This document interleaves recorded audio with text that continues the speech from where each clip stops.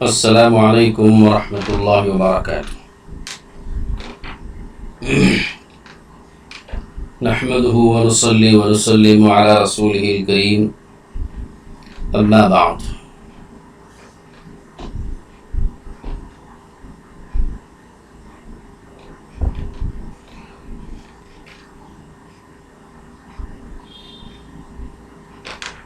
فأعوذ بالله من الشيطان الرجيم، بسم الله الرحمن الرحيم،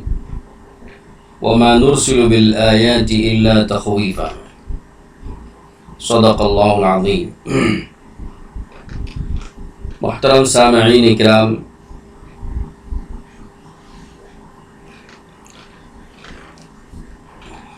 کل سورج گرہن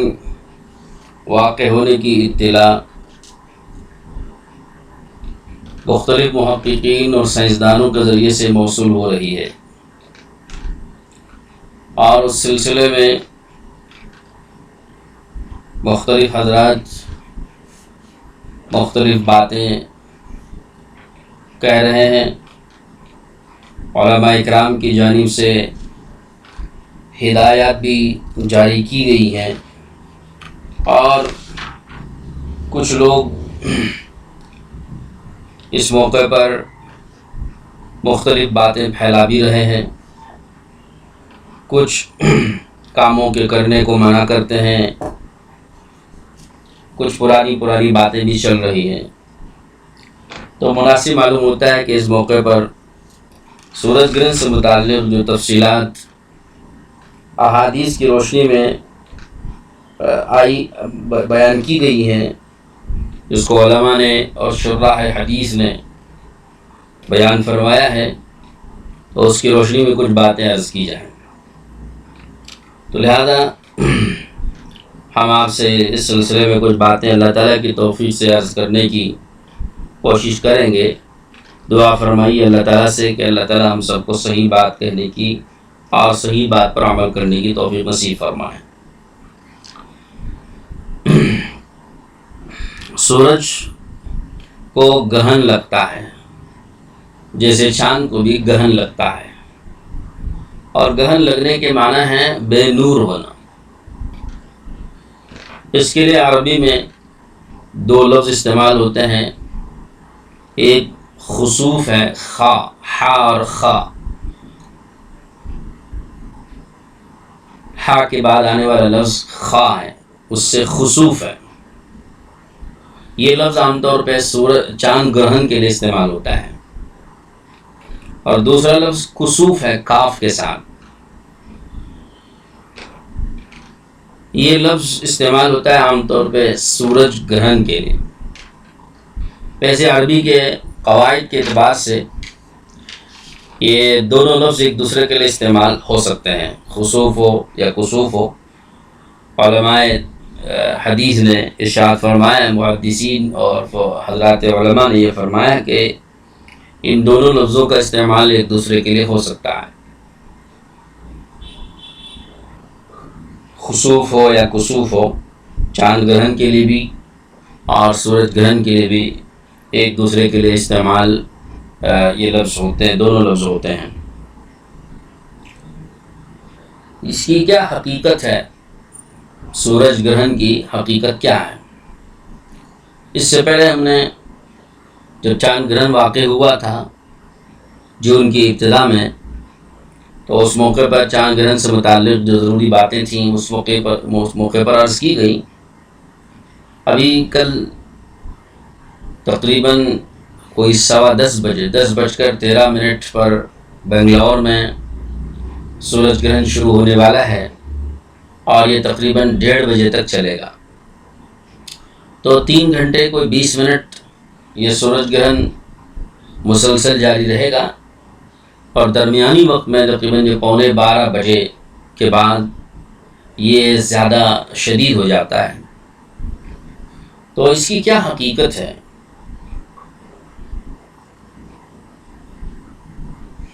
ظاہری طور پر اس کے جو اسباب ہیں وہ یہ ہیں کہ سورج اور زمین کے درمیان میں چاند واقع ہو جاتا ہے، جب چاند سورج کے اور زمین کے درمیان میں حائل ہو جائے تو اس کی وجہ سے سورج کی روشنی زمین پر نہیں پڑتی، پوری طرح سے نہیں پڑتی، اور گویا سورج کو گرہن لگ گیا اور سورج بے نور ہو گیا۔ اگر چاند مکمل سورج پر حائل ہو جائیں تو پھر سورج کا مکمل گرہن ہو جائے گا، سورج گرہن جو ہے وہ مکمل ہوگا۔ اور اگر آدھی حصے پر واقع ہو تو آدھا کو گرہن لگے گا اور آدھا سورج روشن رہے گا۔ تو بہرحال جتنے حصے پر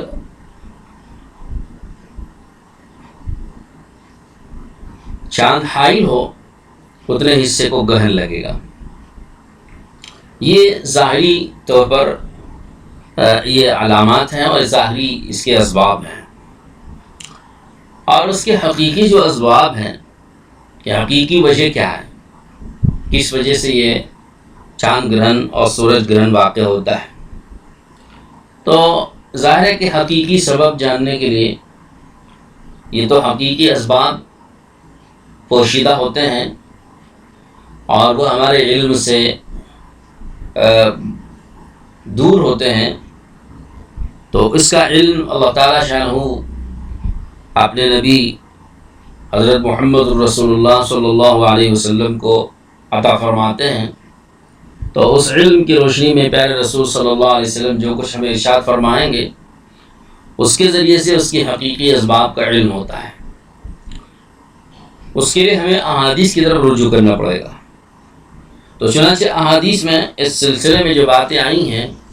اس سے پتہ چلتا ہے کہ یہ اللہ تعالیٰ کی قدرت کی ایک نشانی ہے کہ اللہ تعالیٰ شانہ اپنی قدرت کا اس میں مظاہرہ فرماتے ہیں اور قدرت ظاہر فرماتے ہیں کہ جس طرح اللہ سورج کو روشن کرنے پر قادر ہے اسی طرح سورج کی روشنی کو چھیننے پر بھی قادر ہے، اور سورج کو اس روشنی میں بے نور کرنے پر بھی قادر ہے۔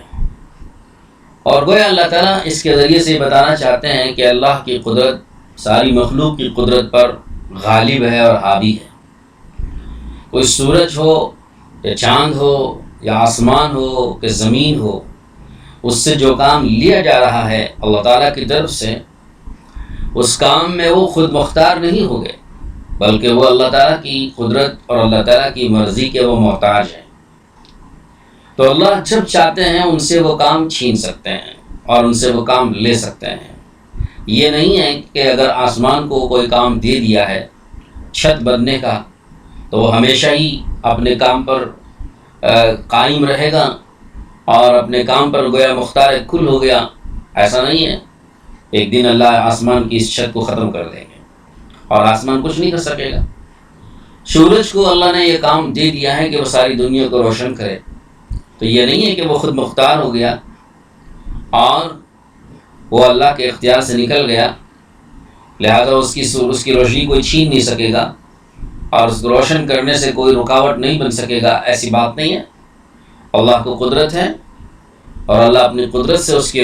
کی روشنی کو جو ہے گرہن لگا سکتے ہیں، اس کی روشنی کو چھین سکتے ہیں، عارضی طور پر ختم کر کے اس کی روشنی کو دنیا والوں کو سمجھانا چاہتے ہیں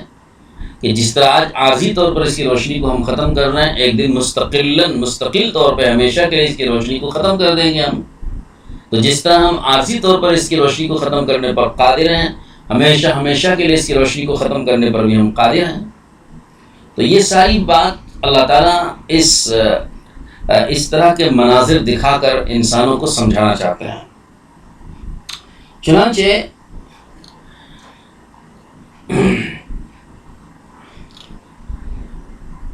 یہ سمجھنا کہ سورج اگر روشنی دے رہا ہے تو لہذا روشنی دینے کا کام اللہ نے سورج کے سپرد کر دیا اور حوالے کر دیا ہے، اور سورج خود مختار ہے، مختار کل ہے، سورج کو کوئی روک نہیں سکے گا روشنی پہنچانے، روشنی پھیلانے سے، یہ سمجھنا یہ غلط بات ہوگی۔ اور اسی طرح سے سورج ہو یا چاند ہو یا ستارے ہوں، ان کو بذات یعنی اپنی ذات کے اعتبار سے کسی انسان پر، کسی مخلوق پر اثر انداز ہونے کا عقیدہ اور خیال رکھنا بھی یہ بھی غلط ہے۔ مثلا یہ سمجھنا کہ سورج کو جب گرہن لگ جاتا ہے تو اس موقع پر کسی کو باہر نہیں نکلنا چاہیے، عورت کو جو ہے وہ حاملہ عورت کو خاص طور پہ کوئی کام نہیں کرنا چاہیے، اور گھر بند کر کے اس کو بیٹھ جانا چاہیے، اور اس کو چھری نہیں کاٹنا چاہیے، اور اس کو گھر کے کام و کاج نہیں کرنا چاہیے، ورنہ اس کے حمل پر چھری چل جائے گی، یا اس کو کوئی صحت کے اعتبار سے نقصان پہنچ جائے گا، یا کچھ اور ہوگا، کوئی آفت آ جائے گی، کوئی بلا آ جائے گی، یا کوئی مصیبت آ جائے گی۔ تو اس طرح سے سورج یا چاند گرہن کے لگنے کے موقع پر اس طرح کا عقیدہ رکھنا بھی غلط ہے، کیونکہ اللہ تعالیٰ کی وہ مخلوق ہے، اور ان مخلوقات کو انسانوں کے احوال بدلنے پر، انسانوں کی تقدیریں بدلنے پر، یا انسانوں کی زندگی پر اثر انداز ہونے پر اللہ نے ان کو قدرت نہیں دی ہے، بلکہ جتنی قدرت ان کو دی ہے اتنا ہی کام ان سے ہوتا ہے۔ کسی انسان کی زندگی یا کسی انسان کی تقدیر کو بدلنے پر ان کو قدرت حاصل نہیں ہے، تو لہذا وہ ایک مخلوق ہیں اور عاجز ہیں، جس طرح کہ ہم عاجز بندے ہیں، اور اللہ کے جس طرح ہم محتاج ہیں اسی طرح وہ بھی اللہ کے محتاج ہیں۔ تو کسی سورج کو یا چاند کو یا کسی بھی ستارے کو مؤثر بذات سمجھنا، یعنی اپنی ذات کے اعتبار سے انسانوں کی زندگی پر اثر انداز ہونے کا عقیدہ رکھنا یہ غلط ہے۔ چنانچہ علامہ خطابی رحمۃ اللہ علیہ نے یہ فرمایا ہے، صاحب فتح الباری علامہ ابن حجر عسقلانی رحمۃ اللہ علیہ تحریر فرماتے ہیں، قال الخطابی كانوا في الجاهلية يعتقدون أن الكسوف يوجب حدوث تغير في الأرض من موت أو ضرر۔ زمانہ جاہلیت میں لوگ یہ عقیدہ رکھتے تھے کہ جب سورج کو گرہن لگتا ہے تو اس کی وجہ سے زمین میں کچھ تغیرات واقع ہوتے ہیں، کچھ تغیرات پیش آتے ہیں، کچھ تبدیلیاں پیش آتی ہیں، مثلا کسی کی موت واقع ہو جاتی ہے، یا کسی کو کوئی ضرر پہنچتا ہے، کسی کو کوئی نقصان پہنچتا ہے، تو لوگ اس کا عقیدہ رکھتے تھے، اور یہ عقیدہ اتنا پختہ ہو گیا کہ یہ لوگوں میں آج تک پھیلا ہوا ہے۔ زمانے جاہلیت میں پہلے زمانے سے پھیلے ہوئے عقائد ابھی تک بھی لوگوں کے اندر پھیلے ہوئے ہیں، اس کی وجہ سے لوگ گھروں کو بند کر لیتے ہیں، کھڑکیاں بند کر لیتے ہیں کہ صاحب اندر کوئی روشنی نہ پڑے اور اس کی کوئی کرن نہ پڑے اور اس کے کچھ اثرات اندر نہ آ جائیں، تو گھروں کو بند کر لو، کھڑکیاں بند کر لو، دروازے بند کر لو اور اندر رہ جاؤ، کوئی باہر نہ نکلو۔ تو یہ ان لوگوں کے مطابق جو زمانے جاہلیت میں عقیدہ رکھتے تھے، ان لوگوں کے عقیدے کے مطابق یہ سارے اعمال ہیں، کہ ان کا یہ عقیدہ تھا کہ اس کی وجہ سے زمین میں موت یا کوئی اس طرح کے ضرر اور نقصانات واقع ہوتے ہیں، اور گویا تغیرات پیش آتے ہیں کسوف شمس کی وجہ سے،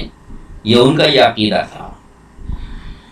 فَأَعْلَمَ النَّبِيُّ صلی اللہ علیہ وسلم أَنَّهُ اعتقاد باطل۔ علامہ خطابی فرماتے ہیں کہ حضور اکرم صلی اللہ علیہ وسلم جب تشریف لے آئے تو اللہ کے نبی نے یہ زمانے جاہلیت کے ان عقیدوں کو دیکھا،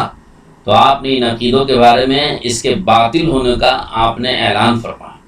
اور آپ نے اس کو باطل قرار دیا۔ اور پھر یہ اللہ کے رسول صلی اللہ علیہ وسلم نے فرمایا کہ وَأَنَّ الشَّمْسَ وَالْقَمَرَ خَلْقَانِ مُسَخَّرَانِ لِلَّهِ، سورج اور چاند یہ دو مخلوقات ہیں، اللہ کے قبض قدرت میں مسخر ہیں، لَيْسَ لَهُمَا سُلْطَانٌ فِي غَيْرِهِمَا وَلَا قُدْرَةَ عَلَى الدَّفْعِ عَنْ أَنفُسِهِمَا۔ ان سورج اور چاند کو کوئی قدرت اپنے علاوہ پر حاصل نہیں ہے، اپنے علاوہ پر چاند ہو یا سورج ہو، ان دونوں کو اپنے علاوہ کسی مخلوق پر کوئی قدرت حاصل نہیں ہے، حتیٰ کہ ان کے اوپر بھی کوئی آفت آ جائے تو اپنی اوپر آنے والی آفت کو دور کرنے کی بھی ان میں طاقت نہیں ہے۔ سورج پر کوئی آفت آئے، سورج دفع نہیں کر سکتا، چاند پر کوئی آفت آئے، چاند دفع نہیں کر سکتا ہے۔ مطلب کیا ہے؟ سورج اور چاند پر کیا آفت آ سکتی ہے؟ آج ایک عارضی آفت آ رہی ہے کہ اسے گرہن لگ رہا ہے، اس کی روشنی کو زمین تک پہنچنے نہیں دیا جا رہا ہے، یہ اس پر آئی ہوئی آفت ہے۔ چاند کو گرہن لگ رہا ہے اور اس کی روشنی کو زمین تک پہنچنے نہیں دیا جا رہا ہے، یہ عارضی آفت ہے، اور ایک مستقل بڑی آفت آنے والی ہے، اور وہ ہے قیامت کے دن کہ جس وقت سورج و چاند کو توڑ پھوڑ کر بالکل ختم کر دیا جائے گا اور انہیں جہنم میں ملا دیا جائے گا، یعنی آگ میں تبدیل کر کے سمندر میں ڈال کے پھر سمندر کو، آگ والے سمندر کو جہنم میں ڈال دیا جائے گا، تو یہ آفت ان پر آنے والی ہے۔ اور ان آفتوں کو، عارضی طور پر آنے والی آفت کو بھی سورج اپنے اوپر سے ختم نہیں کر سکتا، دفع نہیں کر سکتا، چاند اپنے اوپر سے آنے والی آفت کو دفع نہیں کر سکتا۔ تو جس طرح چاند اور سورج کو اپنی ذات پر آنے والی مصیبت کو دفع کرنے پر قدرت نہیں ہے،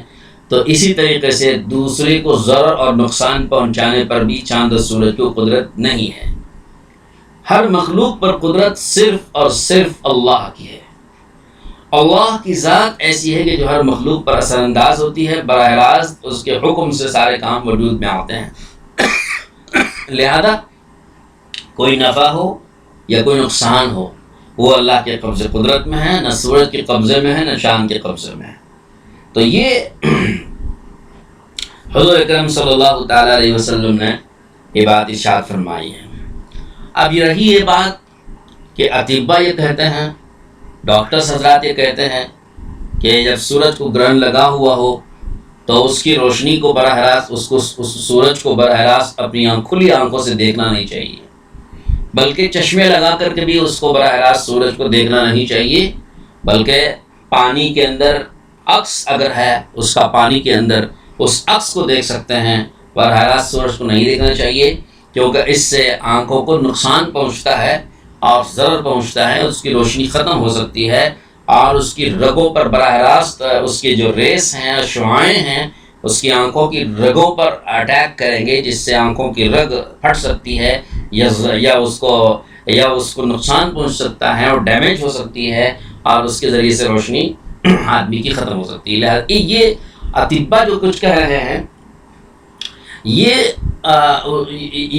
اپنے اعتبار سے درست بھی ہو سکتا ہے، یہ اپنی اعتبار سے صحیح ہو سکتا ہے، کیونکہ جس طرح چاقو میں اللہ نے کاٹنے کی تاثیر رکھی ہے، تو چاقو کاٹو تو کٹے گا۔ آگ میں اللہ نے جلانے کی تاثیر رکھی ہے، تو آگ میں اگر ہاتھ لگائے کوئی آدمی یا کوئی چیز رکھے تو وہ جلے گی۔ تو پانی میں ڈبونے کی تاثیر اللہ نے رکھی ہے، تو جیسے پانی میں کوئی چیز ڈالو گے تو ڈوبے گی۔ تو یہ اللہ کی دی ہوئی تاثیر ہے، جس مخلوق کو جو تاثیر اللہ نے پیدا فرما دی ہے، اس مخلوق سے وہ تاثیر ظاہر ہوگی، لیکن یہ اس کی اپنی ذات سے نہیں ظاہر ہو رہی ہے، بلکہ اللہ کے دینے سے ظاہر ہو رہی ہے۔ تو لہذا سورج میں بھی عام دنوں میں بھی سورج کو براہ راست اگر چند گھنٹوں کے لیے آدمی دیکھتا رہے گا، چند منٹوں کے لیے دیکھتا رہے گا، تو روشنی اس کی جا سکتی ہے، کیونکہ وہ تیز روشنی ہے۔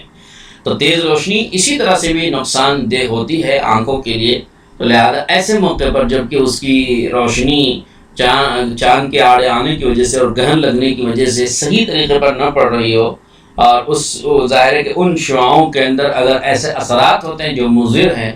انسان کے لیے ضرر اور نقصان دہ ہیں، تو وہ تو اللہ کے پیدا کرنے سے ہوئے ہیں، تو اللہ پاک نے وہ اثرات اس کے اندر ڈالے ہیں، اس کی وجہ سے یہ اثرات ہوتے ہیں۔ تو لہٰذا ڈاکٹروں کی اپنی بات بھی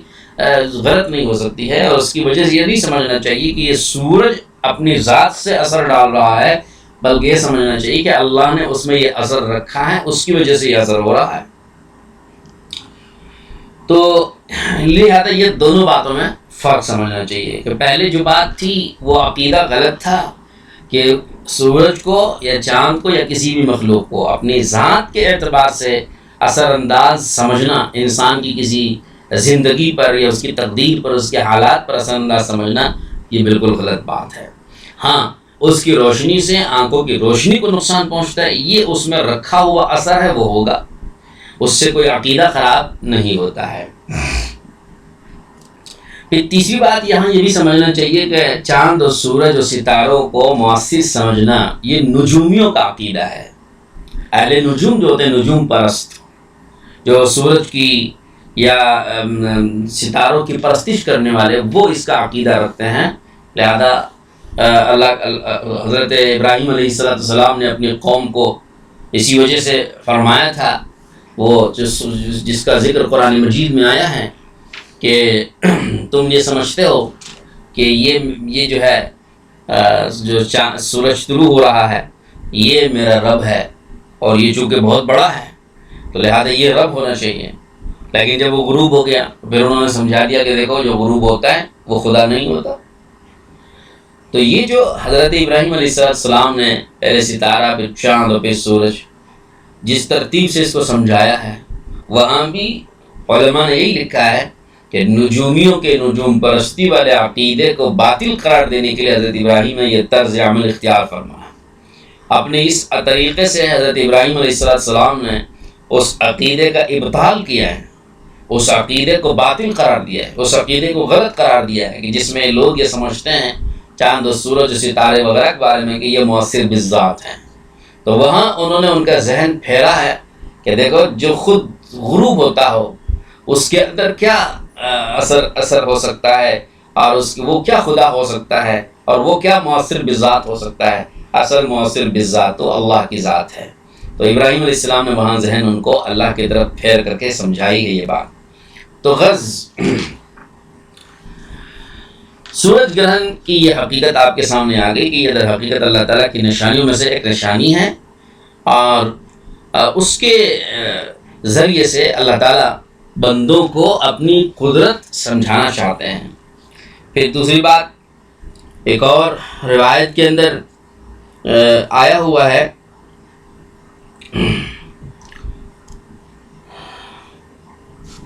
کہ اللہ تعالیٰ اس کے ذریعے سے بندوں کو ڈرانا چاہتے ہیں. چنانچہ بخاری شریف میں بھی یہ روایت موجود ہے.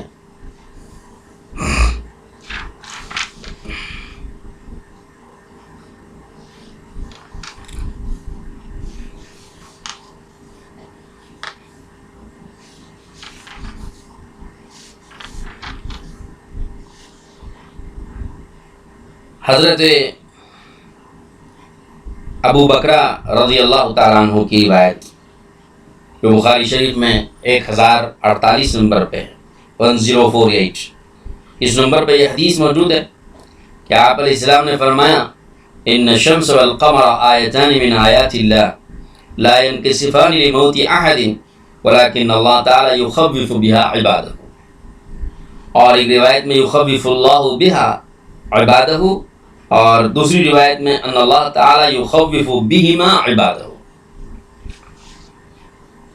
کہ یہ سورج و چاند اللہ تعالیٰ کی نشانیوں میں سے ایک نشانی ہے.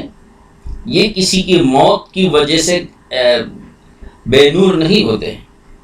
بلکہ اللہ تعالیٰ اس کے ذریعے سے اپنے بندوں کو ڈرانا چاہتے ہیں کہ حالات کو تبدیل کر کے بندوں کے دلوں میں اللہ اپنی قدرت کا خوف اور اپنی عظمت اور اپنی بڑائی اور اپنی طاقت و قوت کا خوف لوگوں کے دلوں میں بٹھانا چاہتے ہیں.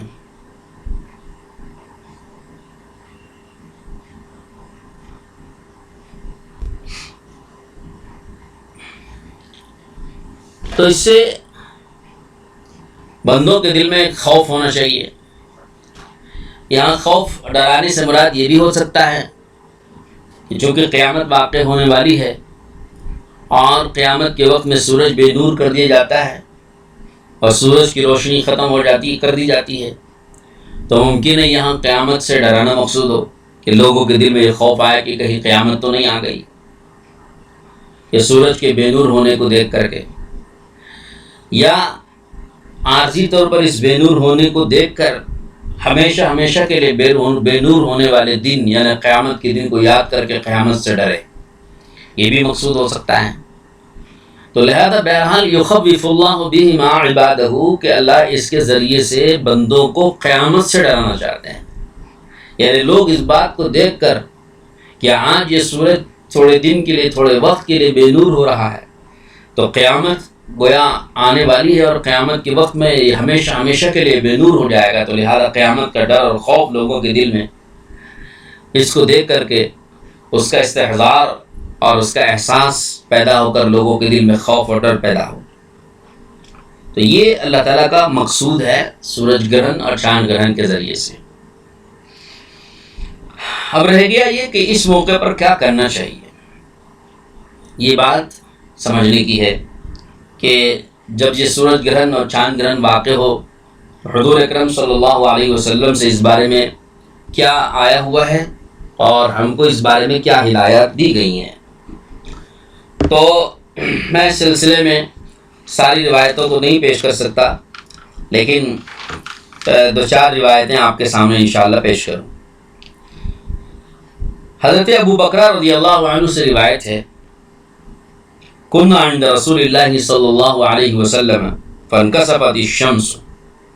فقام النبي صلى الله عليه وسلم يجر رداءه حتى دخل المسجد فدخلنا فصلى بنا ركعتين حتى انجلت الشمس فقال النبي صلى الله عليه وسلم إن الشمس والقمر لا ينكسفان لموت أحد فإذا رأيتموها فصلوا وادعوا حتى ينكشف ما بكم او کما قال علیہ الصلوۃ والسلام۔ یہ بخاری شریف کی روایت ہے، 1040 نمبر پہ مذکور ہے۔ حضرت ابو بکر رضی اللہ تعالی عنہ جن سے سورج گرہن کے متعلق روایتیں زیادہ تر منقول ہیں، اور ان کی روایت کو اکثر محدثین نے لیا ہے۔ اس کے علاوہ بھی اس سلسلے میں حضرت عبداللہ بن مسعود سے بھی روایت ہے، حضرت عائشہ رضی اللہ عنہا سے روایت ہے، عبداللہ بن عمر رضی اللہ عنہ سے روایت ہے، اور مغیرہ بن شعبہ رضی اللہ عنہ سے روایت ہے، اور اسی طرح سے حضرت قبیصہ رضی اللہ عنہ سے اور حضرت نعمان بن بشیر رضی اللہ عنہ سے روایتیں موجود ہیں۔ اور یہ روایت بخاری شریف میں، مسلم شریف میں، نسائی شریف میں، ترمذی میں، ابو داؤد میں اور دیگر حدیث کی کتابوں میں یہ روایتیں موجود ہیں۔ اس روایت کا حاصل یہ کہ جب سورج گرہن واقع ہوا حضور اکرم صلی اللہ تعالی علیہ وسلم کے زمانے میں، حضرات علماء نے لکھا ہے کہ مکی زندگی کے متعلق تو علم نہیں ہے کہ کب سورج گرہن واقع ہوا، اس موقع پر آپ نے کیا کیا، واقع ہوا یا نہیں ہوا، اس کے متعلق تو تفصیلات نہیں ملتی۔ البتہ حضور کی مدنی زندگی کے بارے میں ملتا ہے کہ آپ علیہ الصلوۃ والسلام کا جو زمانہ 10 سال کا مدنی زندگی میں گزرا ہے، اس موقع پر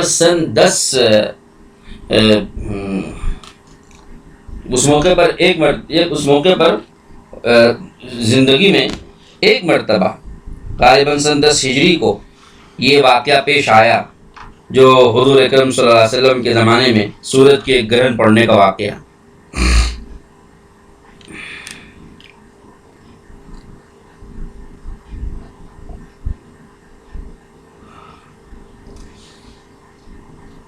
سن 10 ہجری کو یہ واقعہ پیش آیا، صرف ایک مرتبہ حضور صلی اللہ علیہ وسلم کی حیات مبارکہ میں، اور اسی ایک موقع پر ہی آپ صلی اللہ علیہ وسلم کا یہ عمل ثابت ہوا ہے۔ اتفاق سے اس دن یا اس سے پہلے والے دن آپ علیہ الصلوۃ والسلام کے صاحبزادے حضرت ابراہیم رضی اللہ عنہ کا انتقال بھی وصال بھی ہوا تھا۔ تو اس کو دیکھ کر کے لوگوں نے یہ کہا کہ ابراہیم رضی اللہ عنہ کے وصال پر جس طرح ہم سوگ منا رہے ہیں، زمین میں سوگ منایا جا رہا ہے، آسمانوں اور فضاؤں میں بھی سوگ منایا جا رہا ہے، اور سورج بھی اس کا سوگ منا رہا ہے، اس لیے سورج بے نور ہو گیا۔ لوگوں نے یہ بات کہی تو آپ صلی اللہ تعالی علیہ وسلم نے تردید فرمائی اور یہ فرمایا کہ یہ کسی کی موت کی وجہ سے بے نور نہیں ہوتے، بلکہ یہ اللہ کی نشانیوں میں سے ایک نشانی ہے۔ اللہ اپنی قدرت کی نشانیاں جب چاہیں جس موقع پر چاہیں دکھاتے رہتے ہیں، اس کا کسی کی موت اور حیات سے کوئی تعلق نہیں ہے۔ یہ ایک بات آپ نے واضح فرمائی۔ اور جو روایت ہم نے پڑھی آپ کے سامنے، اس روایت میں حضرت ابو بکر رضی اللہ عنہ ارشاد فرماتے ہیں کہ ہم اللہ کے رسول صلی اللہ علیہ وسلم کے پاس موجود تھے، سورج کو گرہن لگ گیا، حضور صلی اللہ علیہ وسلم کو اطلاع ملی، آپ علیہ السلام ہمارے درمیان سے اچانک اٹھے اور تیزی سے اور جلدی سے اٹھ کر کے مسجد میں تشریف لے گئے، اور اتنا تیزی سے آپ علیہ السلام اٹھے ہیں کہ آپ کے اٹھنے کی وجہ سے چادر آپ کی گر گئی تھی، مونڈوں سے گر گئی تھی، اور آپ نے ان چادر کو اٹھا کے مونڈوں پہ ڈال کے سیدھا کرنے کی بھی آپ نے سیدھا کرنے کا بھی انتظار نہیں فرمایا، بلکہ اتنا تیزی سے آپ اٹھ کر کے چلنے لگے کہ چادر نیچے لڑنے لگی اور گھسٹنے لگی، اور آپ اپنی چادر کو کھینچتے ہوئے اسی طرح سے اسی حالت میں سیدھے مسجد میں چلے گئے، جیسے کوئی کام کی جلدی پیش آ گئی ہو یا کسی بات کا خوف ہوا ہو جس کی وجہ سے تیزی سے دوڑ رہے ہیں۔ آپ علیہ السلام داخل، ہم لوگ بھی آپ کے ساتھ ساتھ مسجد چلے۔ جب اللہ کے رسول صلی اللہ علیہ وسلم مسجد پہنچے تو آپ نے صفیں بندھوائی اور پھر 2 رکعت آپ نے نماز پڑھائی، یہاں تک کہ سورج کا جو گرہن لگا ہوا تھا وہ چھٹ گیا، گرہن چھٹ گیا اور سورج روشن ہو گیا، تب تک آپ علیہ السلام نماز میں مشغول رہے۔ یہ اس روایت میں فرمایا گیا۔ اور پھر آپ علیہ السلام نے اس کے بعد خطبہ دیا۔ یہاں بخاری شریف کے ان الفاظ میں تو یہ ذکر نہیں ہے،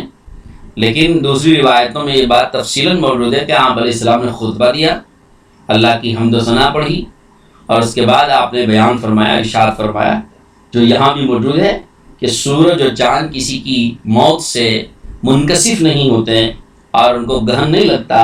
بلکہ یہ دراصل اللہ کی نشانیوں میں سے ایک نشانی ہے۔ جب تم یہ دیکھا کرو، اس طرح کے حالات دیکھا کرو، سورج گرہن یا چاند گرہن جیسی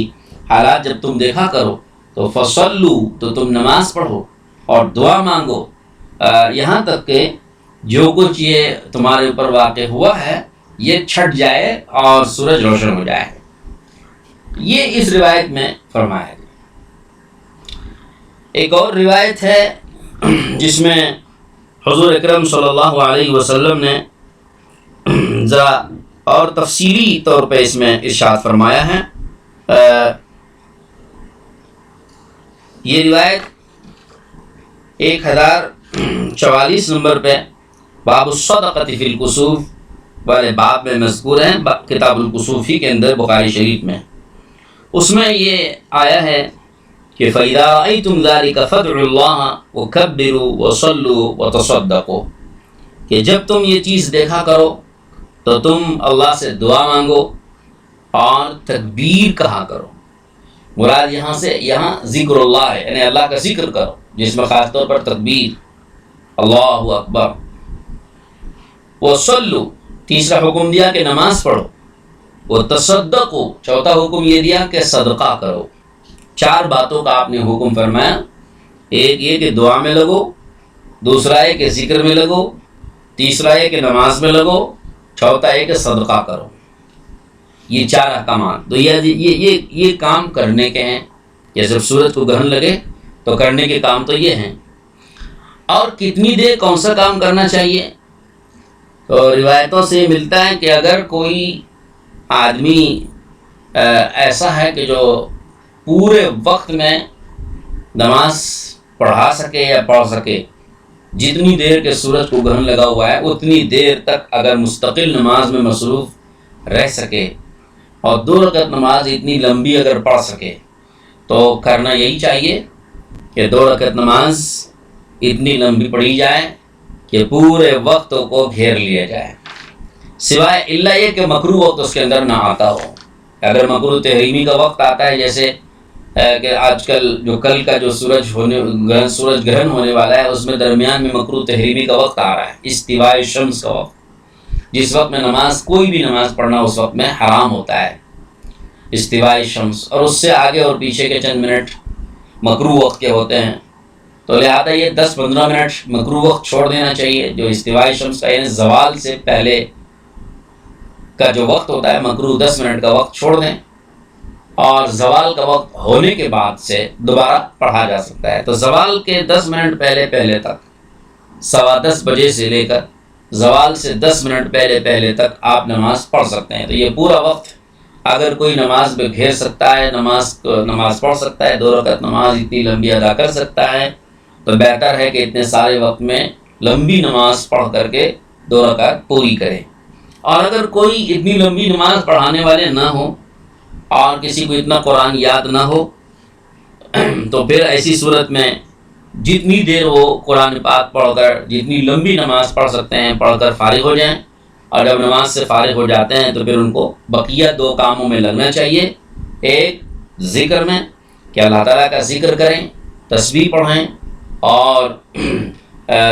اللہ تعالیٰ کو اس میں یاد کریں، اور خاص طور پر اس میں اللہ اکبر کی تسبیح پڑھیں، اور پھر کچھ وقت دعا میں لگائیں کہ اللہ تعالیٰ کی طرف رجوع کرنا، انابت اختیار کرنا، توبہ کرنا، استغفار کرنا، رو دھو کے اللہ تعالیٰ کو منانا، اور اللہ تعالیٰ کے سامنے جیسا اللہ کا مقصود ہے کہ بندے ڈریں، تو بندوں کو چاہیے ایسے موقع پر اپنا ڈر دکھائیں، اللہ کے سامنے روئیں، گڑ گڑائیں اور قیامت کا خوف ظاہر کریں، اللہ اور اپنے گناہوں کی وجہ سے اللہ کی طرف سے ملنے والی سزاؤں کا خوف کریں، کہ اللہ کی ناراضگی کا خوف کریں، اور اس طرح حادثات واقع کرنے کی وجہ سے جو نقصانات واقع ہوتے ہیں اس کی وجہ سے اپنا ایک خوف اللہ کو دکھائیں، تو ڈر اور خوف کی کیفیت بندے کے اوپر طاری ہو، اور اس ڈر اور خوف میں بندہ اللہ کے سامنے توبہ، استغفار اور معافی مانگنا اور گڑ گڑانا اور بل بلانا اور التجا کرنا ساری انسانیت کی فلاح و بہبودی کے لیے، بالخصوص امت مسلمہ کے اوپر آنے والی مصیبتوں کو اللہ تعالیٰ سے دور کرنے کی دعا مانگنا۔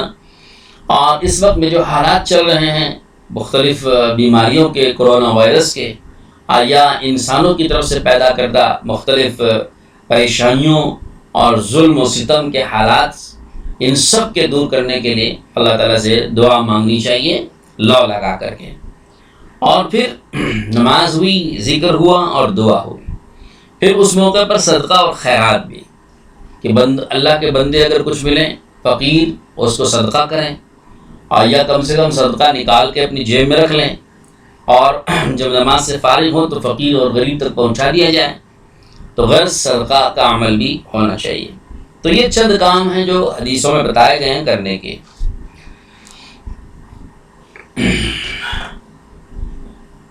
اور اس موقع پر تفریح میں لگے رہنا اور بلا وجہ کی گپ شپ میں اور جستجو میں، کوئی انٹرنیٹ پہ بیٹھے ہوئے ہیں اور سورج گرہن کو دیکھ رہے ہیں، کوئی پانی کا ٹب لیے بیٹھے ہوئے ہیں اور اس میں سورج گرہن کو دیکھ رہے ہیں، کوئی آنکھوں پر چشمہ لگائے ہوئے ہیں اور وہ سورج کو دیکھ رہے ہیں، اور کوئی دوربین لگائے ہوئے ہیں وہ دیکھ رہے ہیں، تو اس طرح مختلف قسم کی مصروفیتوں، فضول مصروفیات پہ لگنے سے کوئی فائدہ نہیں ہے۔ اس میں سوائے وقت کے ضائع ہونے اور غفلت ہونے کے اور سیر و تفریح کا اس کو ذریعہ بنانے کے اور کچھ نہیں ہوگا۔ اور یہی وہ چیزیں ہیں کہ جو اللہ کو ناراض کرنے والی ہیں۔ اس موقع پر تو اللہ کی طرف رجوع ہونا ہے۔ حضور اکرم صلی اللہ علیہ وسلم کی جو سنت ہے وہ یہی ہے کہ ایسے موقع پر اللہ کو یاد کیا جائے، اللہ کی طرف رجوع کیا جائے، مسجدوں کا رخ کیا جائے، اور اللہ کے دربار میں کھڑے ہو کر نماز، ذکر اللہ اور پھر دعا میں لگا جائے۔ یہ اللہ کو مطلوب ہے۔ ہم اگر اس کو کرنے کے والے اعمال کو چھوڑ کر نہ کرنے کے اعمال میں لگیں گے تو یہ اللہ کو ناراض کرنے والی چیز ہے۔ آخری بات آپ حضرات سے یہ عرض کرنا ہے اس موقع پر کہ نماز جس کے متعلق آیا ہے اس حدیث پاک میں، اور بلکہ تمام مختلف حدیثوں میں نماز کے متعلق جو بات آئی ہوئی ہے، وہ نماز کیسی ہونی چاہیے۔ اس نماز کے متعلق ہم آپ سے تھوڑی سی تفصیلی بات عرض کر دیں گے کہ نماز میں باجماعت نماز پڑھنا چاہیے، تنہا نماز پڑھنا چاہیے، جہرن قرات کرنی چاہیے کہ سرن قرات کرنی چاہیے، 2 رکعت پڑھنا چاہیے کہ 4 رکعت پڑھنا چاہیے۔ یہ مختلف سوالات ہیں۔ تو میں عرض کروں کہ تمام ائمہ میں امام اعظم ابو حنیفہ رحمۃ اللہ علیہ، امام مالک رحمۃ اللہ علیہ، یہ 2 بڑے امام ہیں۔ امام شافعی اور امام احمد بن حنبل رحمہم اللہ، یہ دونوں چھوٹے امام ہیں، شاگرد ہیں۔ تو ان چاروں اماموں کے نزدیک سورج گرہن میں باجماعت نماز پڑھنا سنت ہے۔ سورج گرہن کے موقع پر باجماعت نماز پڑھنا چاروں ائمہ کے نزدیک سنت ہے۔ البتہ چاند گرہن کے موقع پر دونوں چھوٹے جو امام ہیں، امام شافعی اور امام احمد بن حنبل رحمہم اللہ، ان حضرات کے نزدیک باجماعت نماز سنت ہے، لیکن امام اعظم ابو حنیفہ اور امام مالک رحمہم اللہ کے نزدیک صرف جو ہے نماز پڑھنا سنت ہے، باجماعت پڑھنا سنت نہیں ہے بلکہ جائز ہے۔ چاند گرہن کے موقع کی بات ہے۔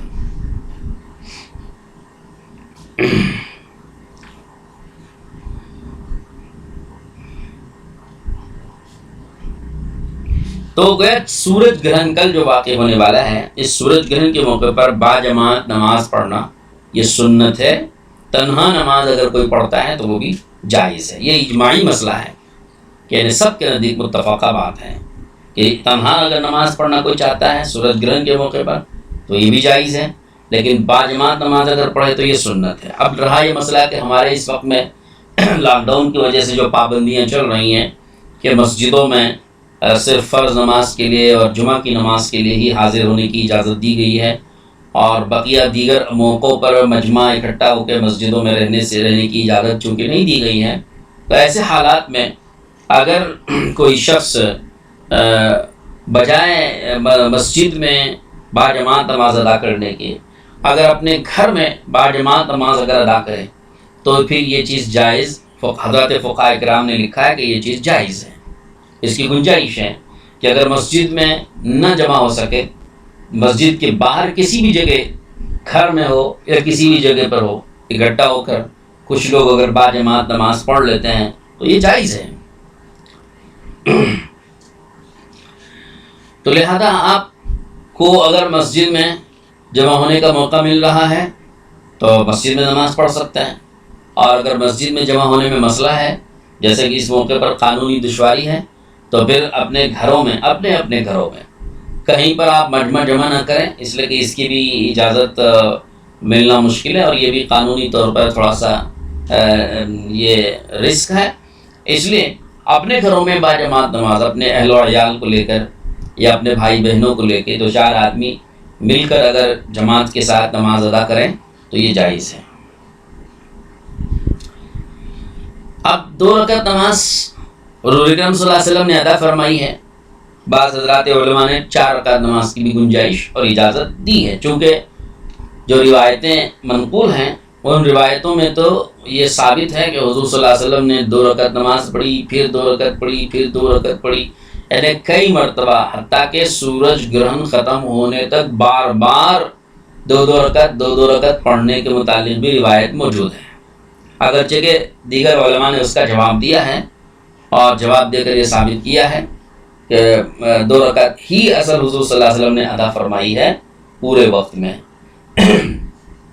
لیکن بہرحال روایات سے اتنی اجازت معلوم ہوتی ہے کہ 2 رکعت کے علاوہ 4 رکعت بھی اگر کوئی پڑھنا چاہے تو پڑھ سکتا ہے. اب اس میں قرات کیسی کرنی چاہیے، جہرن یا سرن؟ تو اس سلسلے میں یہ بات سمجھ لینی چاہیے کہ اگر چاند گرہن ہوتا ہے، رات میں ہوتا ہے چاند گرہن، تو چاند گرہن میں اگر جماعت کے ساتھ نماز ادا کی جا رہی ہے تو پھر قرات جہرن ہوگی. اس میں سب کا اتفاق ہے، سارے ائمہ کا اس میں اتفاق ہے کہ چاند گرہن میں اگر باجماعت نماز ادا کی جا رہی ہے تو پھر قرات جو ہے وہ جہرن ہوگی، اس لیے کہ وہ رات کی نماز ہے اور رات کی نماز میں جہرن قرات کرنا یہ پسندیدہ ہے اور مطلوب ہے اور سنت ہے. البتہ سورج گرہن کی جو نماز ہے وہ دن میں ہوتی ہے، اور دن کی نمازوں کے بارے میں ائمہ کرام کے نزدیک جیسے حضرت امام اعظم ابو حنیفہ رحمۃ اللہ علیہ اور امام شافعی رحمۃ اللہ علیہ، ان دونوں حضرات کے نزدیک سرن قرات، آہستہ قرات کرنا یہ سنت ہے کیونکہ یہ دن کی نماز ہے. البتہ امام مالک اور امام احمد بن حنبل رحمۃ اللہ علیہ دونوں حضرات کہتے ہیں کہ جہرن قرات ہونی چاہیے. تو خیر 2 ائمہ جہرن قرات کے قائل ہیں اور 2 ائمہ سرن قرات کے قائل ہیں. ہمارے جو امام ہیں امام اعظم ابو حنیفہ رحمۃ اللہ علیہ، ان کے نزدیک تو سرن ہی یعنی آہستہ قرات کرنی چاہیے. تو کم سے کم 2 رکعت پڑھیں، زیادہ سے زیادہ 4 رکعت. اگر کوئی لمبی نماز پڑھا سکتے ہیں تو 2 رکعت نماز لمبی ہونی چاہیے، اور اگر لمبی نماز پڑھانے والا کوئی نہ ملے تو پھر آپ 4 رکعت بھی پڑھ سکتے ہیں. اور جب جماعت سے فارغ ہوں اور وقت اور بھی بچا ہوا رہے تو ذکر اللہ میں، جیسے خاص کل درمیان میں مکروہ وقت آ رہا ہے تو اس وقت میں نماز تو نہیں پڑھ سکتے، تو ذکر میں لگ سکتے ہیں، دعاؤں میں لگ سکتے ہیں. اب اس نماز کا طریقہ کیا ہے؟ دیکھیے اس سلسلے میں روایتوں میں کافی اختلاف ہے، یعنی مطلب روایات واقعہ حضور سے ایک ثابت ہے، ایک ہی واقعہ ہے زندگی میں، ایک مرتبہ حضور صلی اللہ علیہ وسلم کے زمانے میں سورج گرہن واقع ہوا ہے 10 ہجری کو، اور ایک ہی مرتبہ حضور نے نماز پڑھی ہے سورج گرہن کی، اس کے علاوہ پڑھنے کا ثبوت نہیں ملتا ہے۔ تو اب یہ ایک واقعہ ہے اور حدیثیں اس سلسلے میں بڑی مختلف ہیں۔ کسی حدیث میں آیا کہ آپ علیہ السلام نے ایک رکوع کیا، ہر رکعت میں ایک رکوع کیا ہے، 2 سجدے کیے ہیں۔ کسی روایت میں ہے کہ ہر رکعت میں آپ نے 2 رکوع کیے ہیں، 2 سجدے کیے ہیں۔ کسی میں 4 رکوع بھی آئے ہیں، 5 رکوع بھی آئے ہیں۔ تو اب مختلف روایات ہو گئی، تو کچھ ائمہ نے 2 رکوع والی روایت کو لیا اور فرمایا کہ صاحب ہر رکعت میں 2 رکوع ہونی چاہیے، اور وہ 2 رکوع میں پہلے رکوع میں اٹھتے ہوئے بجائے سمیع اللہ لمن حمیدہ کہنے کے اللہ اکبر کہہ کے اٹھنا چاہیے، پھر دوسرا قرات کرنی چاہیے، پھر دوسرا رکوع کرنا چاہیے، اور دوسرے رکوع کے بعد سمیع اللہ لمن حمیدہ کہہ کر کے اٹھنا چاہیے۔ تو ان ائمہ کے نزدیک وہ طریقہ ہے، لیکن ہمارے امام اعظم ابو حنیفہ رحمۃ اللہ علیہ کے نزدیک جو طریقہ مسنون ہے وہ یہ ہے کہ ایک ہی رکوع ہونا چاہیے، ہر رکعت میں ایک رکوع ہوگا۔ اور چنانچہ امام اعظم ابو حنیفہ رحمۃ اللہ علیہ نے روایت اس سلسلے میں جو نقل فرمائی ہے، یعنی جس روایت سے استدلال کیا ہے، وہ روایت حضرت نعمان بن بشیر رضی اللہ عنہ سے منقول ہے۔ حضرت نعمان بن بشیر رضی اللہ عنہ سے روایت ہے کہ نبی کریم صلی اللہ علیہ وسلم نے ارشاد فرمایا اذا خسفت الشمس والقمر فصلوا كأحدث صلاة صلیتموها۔ یہ روایت نسائی شریف میں موجود ہے۔ اس کا ترجمہ ہے کہ نعمان بن بشیر رضی اللہ عنہ فرماتے ہیں کہ نبی کریم صلی اللہ علیہ وسلم نے ارشاد فرمایا کہ جب سورج اور چاند کو گرہن لگ جائے تو تم نماز پڑھو اس طرح جیسا کہ ابھی قریب میں تمہاری پڑھی ہوئی نماز ہے، قریب میں تمہاری پڑھی ہوئی نماز کی طرح تم نماز پڑھو۔ اب حضور صلی اللہ علیہ وسلم نے زندگی میں ایک مرتبہ سورج گرہن کی نماز پڑھی ہے، اور اس کے بعد آپ یہ خطبہ دے رہے ہیں اور خطبے میں یہ بات فرما رہے ہیں کہ ابھی قریب میں جس طرح تم نے نماز ادا کی اس طرح سورج گرہن کی نماز پڑھا کرو۔ اب اس کا کیا مطلب ہے؟ حضور کے زمانے میں جس وقت میں سورج گرہن لگا تھا تو وہ بہت لمبا ہوا تھا، اور وہ صبح کے وقت میں ہی شروع ہو گیا تھا۔ تو جس وقت میں یہ سورج کو گرہن لگا ہے اس سے قریب وقت میں جو نماز پڑھی گئی ہے وہ نماز فجر کی ہے۔ تو لہذا علماء نے اس حدیث پاک سے، جیسے خاص طور پر حضرت امام اعظم ابو حنیفہ نے اس حدیث پاک سے یہ ثابت کیا کہ قریب میں پڑھی ہوئی نماز جو فجر کی نماز ہے، تو لہذا فجر کی نماز کی طرح سورج گرہن کی نماز ہوگی، یعنی 2 رکعت ہوگی، 1 رکوع، 2 سجدے ہوں گے، اور قرات طویل ہوگی۔ یہ حضرت رسول پاک صلی اللہ علیہ وسلم کی اسی حدیث سے حضرت امام اعظم ابو حنیفہ نے یہ مسئلہ نکالا ہے۔ چنانچہ حضرت امام ابو حنیفہ رحمۃ اللہ علیہ کے نزدیک سورج گرہن کی نماز 2 رکعت ہوگی، اور ہر رکعت میں 1 رکوع ہوگا، 2 سجدے ہوں گے حسب معمول، اور قرات لمبی ہوگی۔ قرات لمبی ہوگی، جتنی لمبی قرات ہوگی اتنا لمبا رکوع ہوگا، اور جتنا لمبا رکوع ہوا ہے اتنا لمبا سجدہ بھی، دونوں سجدے بھی لمبے لمبے ہوں گے۔ تو قیام اور قرات کے بقدر رکوع، اور اسی کے بقدر دونوں سجدے۔ تو لمبے لمبے رکوع، لمبے لمبے سجدے، لمبا لمبا قیام اور لمبی لمبی قرات، اس طرح سے 2 رکعت نماز پڑھی جائے گی۔ اگر گھر میں کوئی نماز پڑھانے والے موجود ہو لمبی، تو آپ لمبی نماز ادا کریں، اور اگر لمبی نماز پڑھانے والے موجود نہ ہوں تو جتنا مختصر سی نماز آپ پڑھ سکتے ہو اس کے بقدر نماز پڑھ سکتے ہیں۔ بعض لوگ یہ سمجھتے ہیں کہ ایک صورت میں، ایک رکعت میں ایک ہی سورہ پڑھنا چاہیے، ایسی نہیں ہے۔ ایک رکعت میں آپ کئی صورتیں پڑھ سکتے ہیں۔ مثلاً اگر آپ کو 20 سورے یاد ہیں تو ایک رکعت میں 10 سورے پڑھیے، دوسری رکعت میں 10 سورے پڑھیے، کوئی حرج کی بات نہیں، جس سے رکعت لمبی ہو جائے گی اور نماز بھی لمبی ہو جائے گی، سنت ادا ہو جائے گی۔ تو غرض اس طرح سے یہ اعمال ہیں، اور ان اعمال کے یہ طریقے حضور اکرم صلی اللہ علیہ وسلم سے اور احادیث سے جو ثابت ہیں وہ آپ کو بتا دیے گئے۔ دعا فرمائیے اللہ تعالیٰ شانوں سے کہ اللہ پاک ہم سب کو ان باتوں پر عمل کی توفیق نصیب فرمائے، اور جو غلط باتیں ہیں ان سے ہم کو احتیاط کرنے کی اور ان سے پرہیز کرنے کی اللہ تعالیٰ ہم کو توفیق نصیب فرمائے۔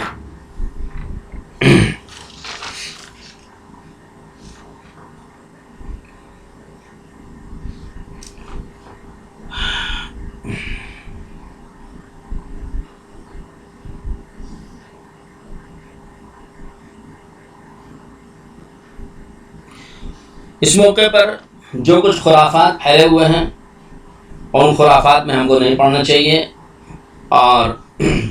اس کا کوئی ثبوت ہم کو حضور صلی اللہ علیہ وسلم سے یا صحابہ اکرام سے یا کسی اور سلف صالحین سے اس کا کوئی ثبوت نہیں ملتا ہے۔ اس لیے ایسی خرافات کے پیچھے پڑھ کر خواہ اپنے ذہن کو اور اپنے فکروں کو اور اپنے عقیدوں کو خراب نہیں کرنا چاہیے۔ وآخر دعوانا الحمد للہ رب العالمین، والسلام علیکم ورحمۃ اللہ وبرکاتہ۔